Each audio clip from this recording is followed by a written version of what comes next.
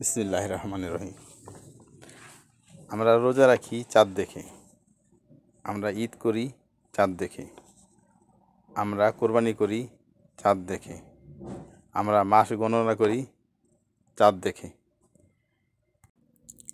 কিন্তু আমাদের বেতন হয় ইংরেজি মাস হিসেবে। এটা কেন? আমি এই কথা বলতেছি কেন?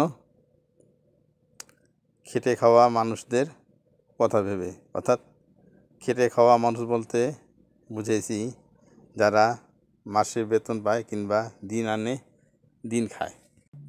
এই দিন আনে দিন খাওয়া কিংবা মাস শেষে বেতন পাওয়া মানুষদের ঈদের সময় অনেকটা সময় পেরেশানি কিংবা টেনশনের কারণ হয়ে দাঁড়ায়।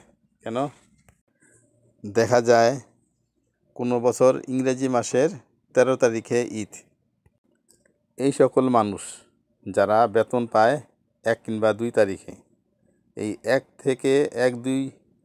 কিংবা 2 তারিখ থেকে 13 তারিখ পর্যন্ত তাদের টাকা শেষ হয়ে যায়। কিভাবে শেষ হয়? দেখা যায় মুদির দোকানের বাকি করছে,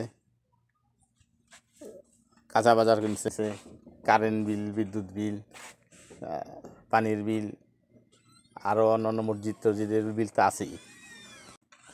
তখন ঈদের যখন কাছাকাছি সময় হয়ে যায়, তখন এই মানুষগুলি কি করবে? কোম্পানি কিংবা মালিকগুলো তো আর 16-17 দিন আগে বেতন দিবে না। সব বাবারাই চায় আমার পরিবারের সবাইকে নিয়ে ঈদের আনন্দ উপভোগ করি, তাদের নতুন জামা কাপড় দেই। ওই সময়টা যদি তাদের হাতে টাকা না থাকে তখন কি করব? তাই আমি সকল কোম্পানি কিংবা মালিকদের বলবো, আরবি মাস হিসাবে বেতন নির্ধারণ করেন।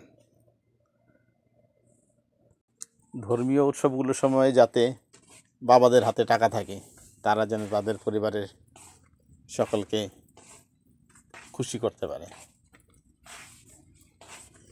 তাদের ঈদ ও ধর্মীয় অন্যান্য অনুষ্ঠানে তাদের যাতে ভালো জামা কাপড় কিংবা বাজার সদাই করে তাদের পরিবারে দিতে পারে।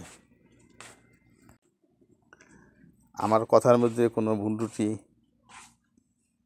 থাকলে ক্ষমা করবেন এবং সংশোধনী প্রয়োজন মনে করলে তাহলে কমেন্ট বক্সে তা জানাবেন।